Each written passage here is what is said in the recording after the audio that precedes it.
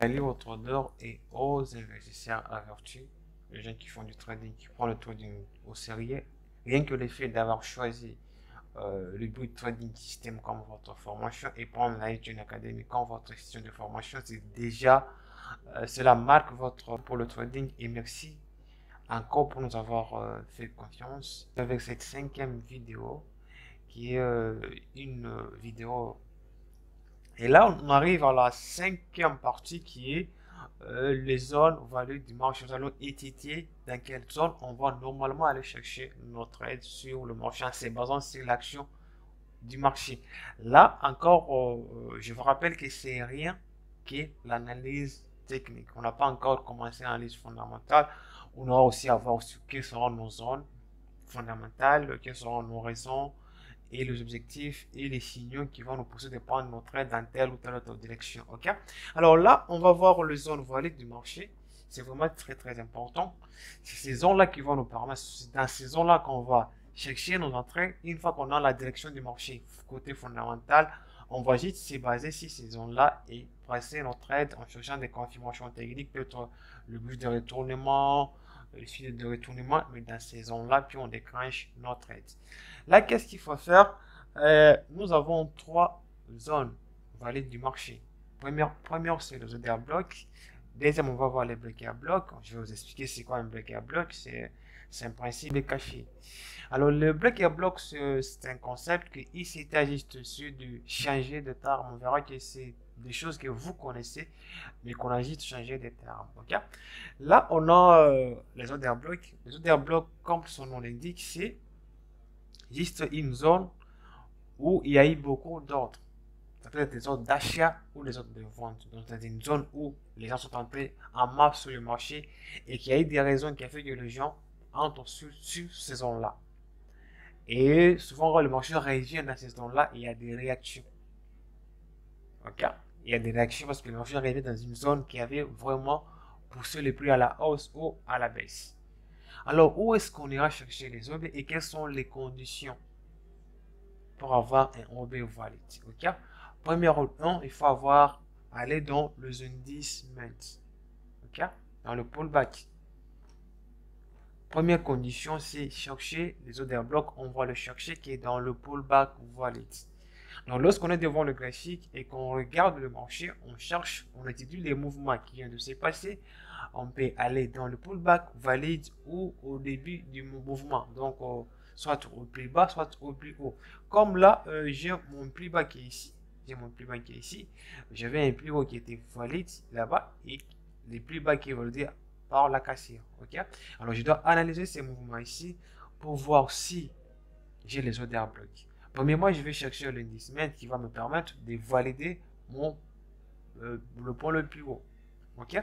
Alors, qu'est-ce qui se passe ici? À ce point ici, j'ai le premier pullback qui est là. Le premier pullback qui est là, donc c'est l'indice MENT, l'incitation. Et c'est après ce pullback que je vais me mettre à chercher des zones de prise des positions. Donc, les autres blocs, je vais les chercher juste après la prise de cet indice MENT ici. Alors, ici, je n'ai pas un autre pullback, donc j'ai que le point le plus bas ici. Alors, je vais aller chercher dans ce point le plus bas pour trouver mes zones d'entrée. La condition pour choisir une bougie, elle est simple. Il faut prendre la dernière bougie qui a pris la liquidité, qui a cassé la liquidité, qui a pris la dernière bougie qui a pris une liquidité. Ça peut être une résistance, on va voir le liquidité, ça peut être une résistance ou un support, ça peut être une indicement, ça peut être même un OB qui s'est fait casser. Tout cela, ce sont des critères pour prendre un OB. Donc, je vais essayer de vous expliquer ça. Les OB, on a dit que c'est dans un pullback. Et que dans un pullback, comme vous l'avez vu, il y a toujours une bougie qui prend le plus bas de la bougie de contrôle. Comme c'est le cas ici, cette bougie qui a pris le plus bas de la bougie de contrôle. Et ici, qu'est-ce qu'on a là? Là, qu'est-ce que j'ai? J'ai la bougie de contrôle qui a été prise, le plus bas de la bougie de contrôle qui a été prise par cette bougie-là. Si j'avais l'autre indice ici, ce sera ça mon OB. C'est pullback ici. Et même si j'ai un pullback, là, c'est pas un pullback, mais là, c'est le plus bas. Parce que là, j'ai le plus haut et j'ai le plus bas qui a poussé le marché à faire ses break of structure. Alors, dans ce dernier plus bas, qu'est-ce que je vais faire? Je vais prendre la dernière bougie qui a pris une liquidité, soit qui a pris une liquidité ou une indicement. Donc ça peut être ceci, ok? Là j'ai un pullback qui a pris une liquidité ou une indicement ou un pullback. Là j'ai des différents pullbacks, ok? Ok? Alors le marché est venu prendre ces pullbacks et il est reparti à la hausse, ok? Dans ce contexte ici, je dois chercher une indicement, je cherche un indicement, il est là. Ça, c'est mon premier indicement qui s'est fait casser par le marché. Ça, c'est mon premier indicement. Ok. J'aurai sûrement un OB ici. Mais là, ce OB n'est pas valide.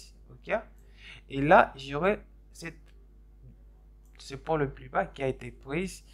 Et là, qu'est-ce qui se passe? Je dois examiner ce mouvement ici. Oui, il y a toujours une bougie qui était comme une bougie de contrôle et une bougie de référence. J'aurai sûrement une bougie de référence qui le plus bas a été cassé par une autre bougie. Ok.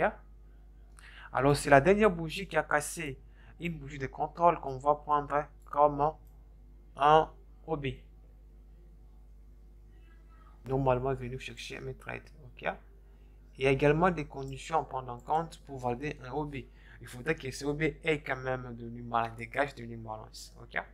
Et là, j'ai un OB qui dégage de l'imbalance, ça me voit beaucoup trop. J'ai quand même de l'imbalance, c'est petit, mais quand même c'est assez suffisant. C'est assez suffisant.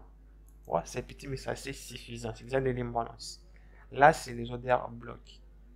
Prenez de notes, exercez-vous, axez vos questions. On aura toujours des séances, des coachings régulièrement pour vous expliquer clairement c'est quoi. Toutes ces choses ici, comment les appliquer. Là, on va voir le breaker block. Comme je l'ai dit, le breaker block, c'est quoi d'autre? C'est rien d'autre que la cassière accompagnée d'une retest. Ok? Là, qu'est-ce qui se passe? J'ai mon récent plus haut qui est là. Et le marché casse ce point-là. Je cherche une zone dans ce point ici sur lequel le marché doit revenir faire un retest avant de continuer ce mouvement de hausse. Pareil pour le mouvement de baisse. Et les conditions seront toujours les mêmes. On va chercher un order block. Comme c'est le cas ici, si ces mouvements de correction accompagnent des mouvements de hausse, et là, qu'est-ce que j'ai? J'entends un retest. Ok? Là, je vais attendre ce retest à ce niveau-là. Ok? Et le marché revient, on reteste cette zone-là, il s'envoie.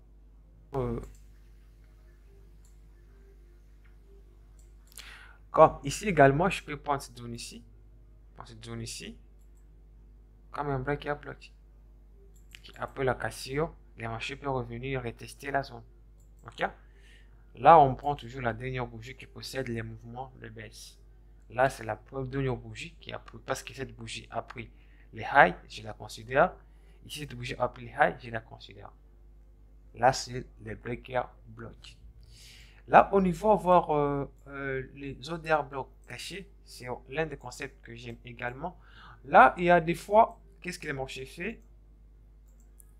Il y a un bon mouvement pareil. Ok? Avec pas mal d'indices, ok?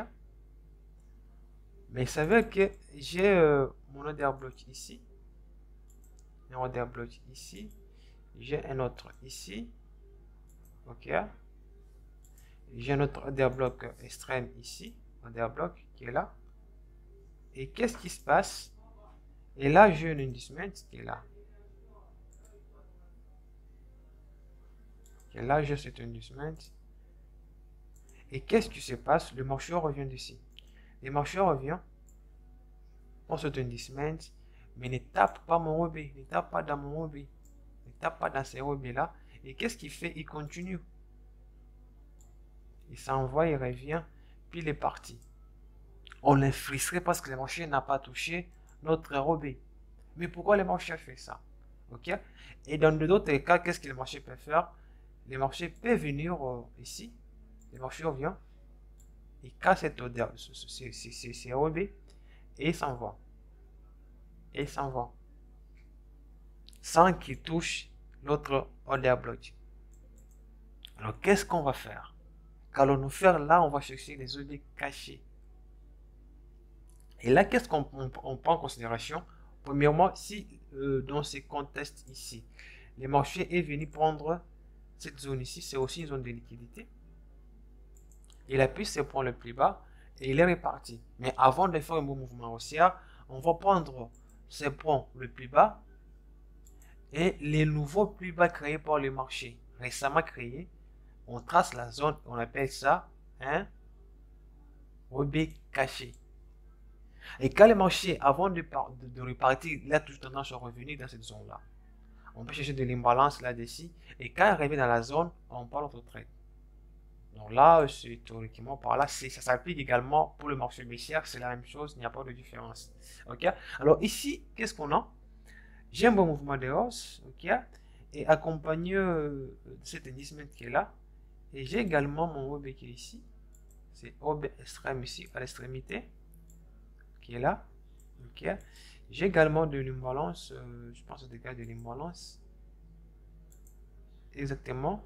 Ok. Dans ce contexte, ici, les marchés est revenu sur l'imbalance. Maintenant, on va partir dans les cas où il n'a même pas touché l'imbalance. Donc, il est parti. Ni dans l'imbalance, ni dans notre OB. Alors là, qu'est-ce qu'on fait? On applique la stratégie que je vais de vous montrer. Là, qu'est-ce qu'on prend? On prend ce point le plus bas, cet indicement, le point le plus bas de cet indicement, et on prend le nouveau plus bas, carrément créé, récemment créé. Et là, on prend le trade dans cette zone-là. Ok, je suis un peu partout au-dessus. Là, on parle de trade dans cette zone ici. Là, on va chercher une confirmation. Dans notre unité de temps d'entrée, on va voir les high time frame, les low time frame et les entre time frame. Donc, moi, j'ai les unités de temps. Les high, les low et les unités de temps de plus de tête que j'ai appelé entre time frame. Hein? Les ETF, les entrées, les unités de temps d'entrée. Là, c'est le réseau des blocs cachés. On a vu le réseau des blocs, les breaker blocs qui existent cachés accompagnés du retest. Et là, on vient de voir les OB cachés. Là, ce sont nos zones. Ok, ce sont là les zones sur lesquelles on va complètement pas entrer dans le imbalance. Dans le imbalance. Ok, voilà, j'espère que jusqu'à là, on se comprend et que la formation évolue très très bien chez vous. C'est le temps pour vous d'appuyer sur la gâchette et de commencer à vous appliquer, à étudier le graphique régulièrement et on verra dans les vidéos qui vont suivre, ça sera comment préparer ces analyses